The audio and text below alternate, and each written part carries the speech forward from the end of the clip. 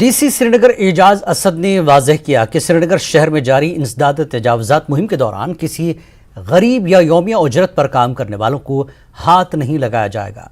उन्होंने कहा कि सोशल मीडिया के जरिए आवाम में खौफ फैलाने के लिए तजावुज़ात की जाली फहरिस्तें फैलाने वालों पर एफआईआर दर्ज कर ली गई हैं।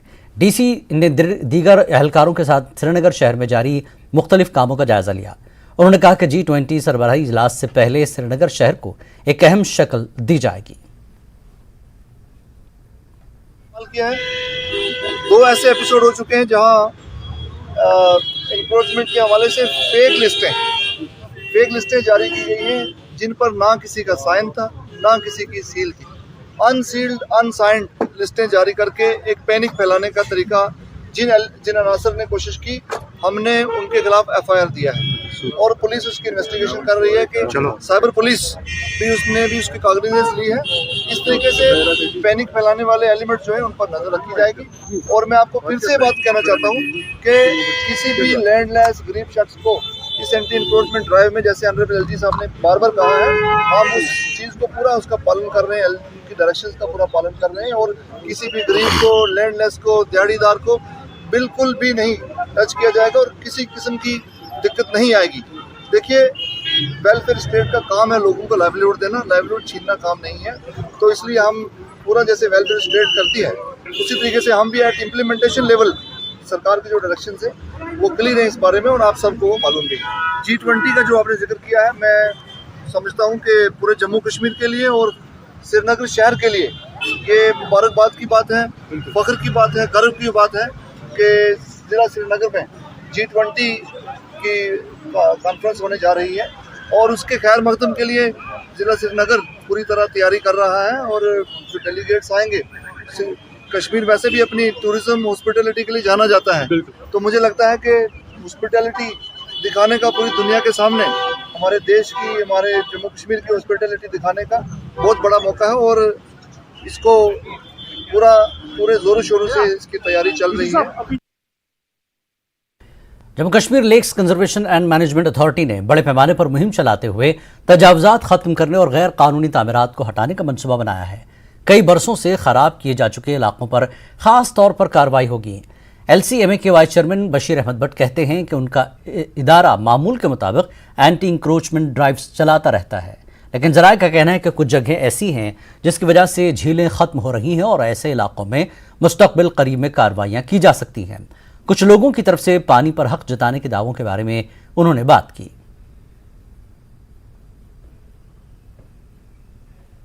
सब आपसे जानना चाहेंगे, जहाँ तक वाटर बॉडीज़ का ताल्लुक है, डल के साथ कई और जिनका जो आपके एरिया में आते हैं, हमारे यहाँ चैनल्स का बड़ा मसला है। इंक्रोचमेंट्स के बाद चैनल्स कहते हैं कि चैनल्स पे इंक्रोचमेंट हुई है। हमारे यहाँ ये जो एक दूसरे के साथ मुंसलिक थे, कश्तियाँ चलती थी, लेकिन अशाई बाग, सदर गदल पूरा एरिया देखें तो ब्लॉक है, कई जगहों पे लोगों ने उसको बाकायदा ज़मीन में तब्दील किया है। क्या कर रहा है LCMA इसमें? देखिए, जैसा कि आपको पता है कि पिछले 2 साल के अरसे में हमने काफ़ी सारे इक़दाम उठाए डल लेक के तहफ़्फ़ुज़ के सिलसिले में। इसमें जो ये चैनल्स का आपने ज़िक्र किया, ये बहुत ही ज़रूरी थी इनको रेस्टोर करना। इस हवाले से हमने इस साल के मंसूबे के तहत तकरीबन 20 चैनल्स पहले फ़ेज़ में ली हुई हैं, जिनमें हमने तकरीबन 10 किलोमीटर का जो ये लाइन उनकी लेंथ है उनको रिवाइव किया है, जिसमें काफ़ी सारी चैनल्स थी जिनका एरिया कम किया गया था, एनक्रोचमेंट हुई थी, जिसको हमने एक प्रॉपर तरीके से उसको रिवाइव किया है और उसकी डिसिल्टिंग भी हो चुकी है, डेप्थ भी इंक्रीज़ हो चुकी है। और जो हमारे काफ़ी पिछले 20 साल के अरसे से जो ये चैनल्स कहीं कहीं पे तो बहुत 30 साल भी हुए थे, बंद थे, उनको रिवाइव किया गया है। आपने ख़ास तौर पे जो ज़िक्र किया जो सैद कदल एरिया या मिस्कीन बाग एरिया का ये जो चैनल्स थे, वो भी हमने रिवाइव इस प्रोग्राम में रखे हुए हैं। उसमें मिस्कीन बाग साइड से भी काफ़ी काम हो चुका है और सैद कदल साइड से भी हमने टेकअप किया हुआ है। उनको भी इंशाल्लाह तौर पे जहाँ से भी जो चैनल्स ब्लॉक हुई हैं उनको भी हम प्रॉपर तरीके से रिवाइव करेंगे।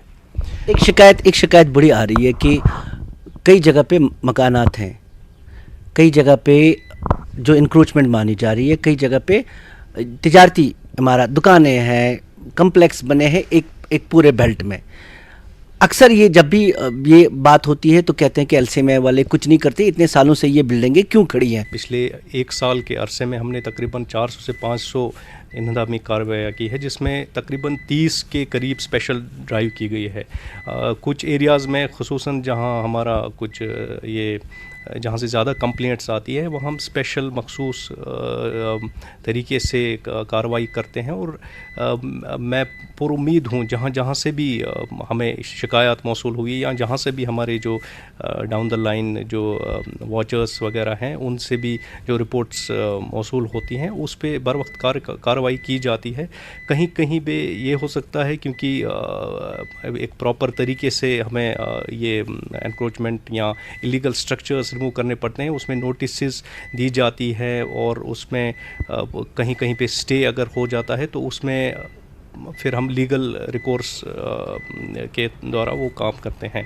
बट जहाँ सवाल है कि जहाँ से भी हमें शिकायत मौसूल होती है वहाँ हम बर वक्त कार्रवाई करते हैं और अगर कहीं और एरियाज़ में हमें स्पेशल ड्राइव करने की ज़रूरत पड़ी तो हम वो करने के लिए पूरे तैयार हैं और वो हम कर लेंगे। कई लोग ये कहते हैं वहाँ पे कि ये जी पानी पे हमारे हुकूक हैं, ये कंसेप्ट क्या है? क्या वाकई पानी पे लोगों के आज की तारीख में हुकूक हैं?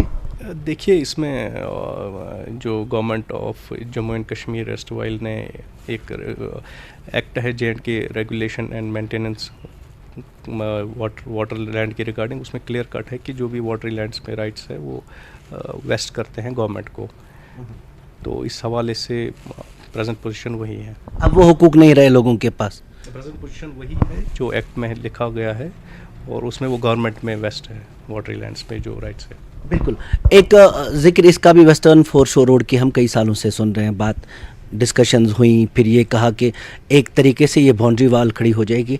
वो वेस्टर्न फोरशोर कब बनेगा, क्या बन रहा है? देखिए, वेस्टर्न फोरशोर के हवाले से हमने एक मंसूबे के तहत जिसको हम लोकल एरिया प्लान कहते हैं उसके तहत लिया हुआ है और उसमें प्रॉपरली एक RFP बना हुआ है, वो हमने फ्लोट किया हुआ है और जो ही एक कंसल्टेंट उसमें मुकर्रर होता है उसमें उसके बाद हम शुरू करेंगे जो भी उनकी रिकमेंडेशंस होंगी।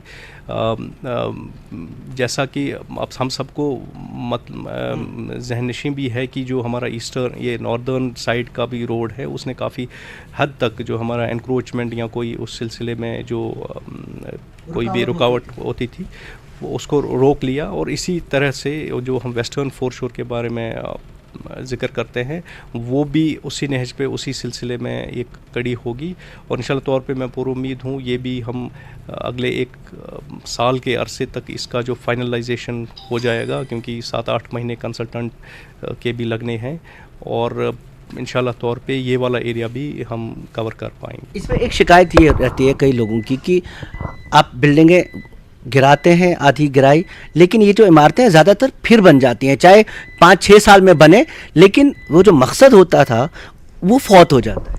देखिए, इसमें मैं एक सोसाइटी लेवल पे भी एक बहस के तौर पे हम ये जिक्र करेंगे कि ये डल लेक एक सेक्रेड जगह है, इसका तहफ़्फ़ुज़ न सिर्फ एक अथॉरिटी की ज़िम्मेदारी है बल्कि हम सब की एक ज़िम्मेदारी है।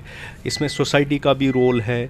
इसमें चूँकि आप अगर डल इतना मतलब हमारा इतना इम्पॉर्टेंट विरसा है या असासा है, उसका तहफ़्फ़ुज़ एक अथॉरिटी की ही न सिर्फ ज़िम्मेदारी है बल्कि हर एक की ज़िम्मेदारी है और इसमें सोसाइटी का भी रोल रहना चाहिए। इसमें जो हमारे सिविल सोसाइटी है उनका भी रोल रहना चाहिए।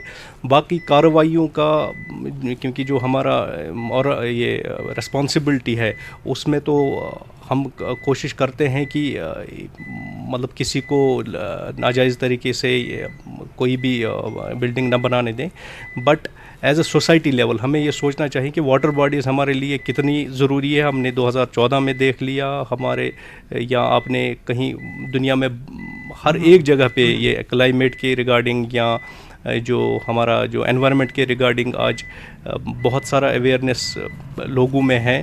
तो उस सिलसिले में हमें प्रॉपरली सोचना चाहिए कि क्या हम हर एक की ज़िम्मेदारी हर एक शख्स की बनती है कि वो अपना एट लीस्ट जितना भी उसका कंट्रीब्यूशन है खा वो उस हवाले से वो कंट्रीब्यूट कर रहा है कि नहीं कर रहा है।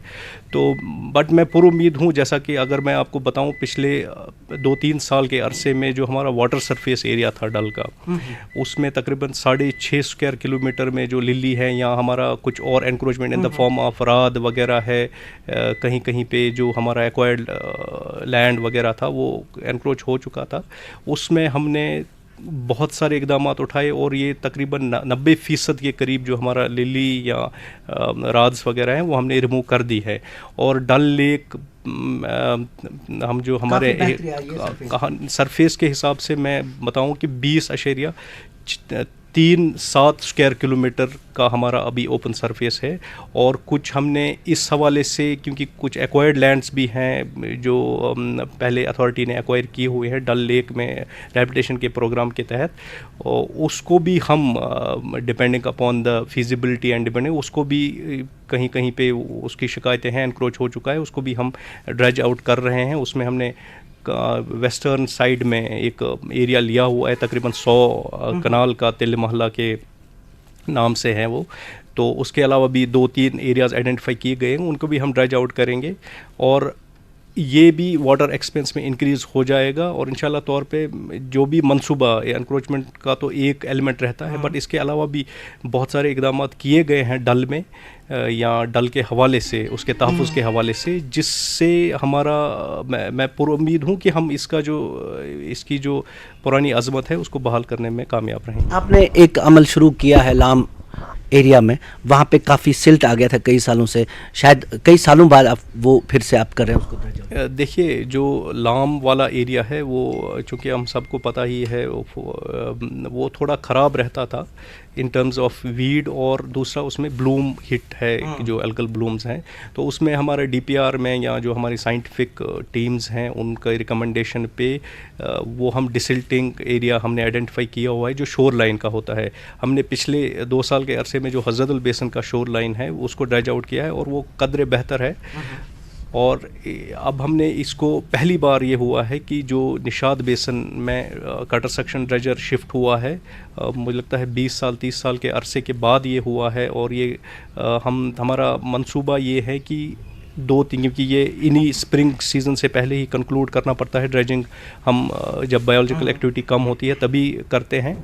और उसमें जितना भी एरिया आइडेंटिफाई हुआ है जो हमारा शोर लाइन का एरिया है वो हम डिसिल्ट करेंगे और ड्रेज आउट करेंगे और उससे डल में काफ़ी बेहतरी आई है।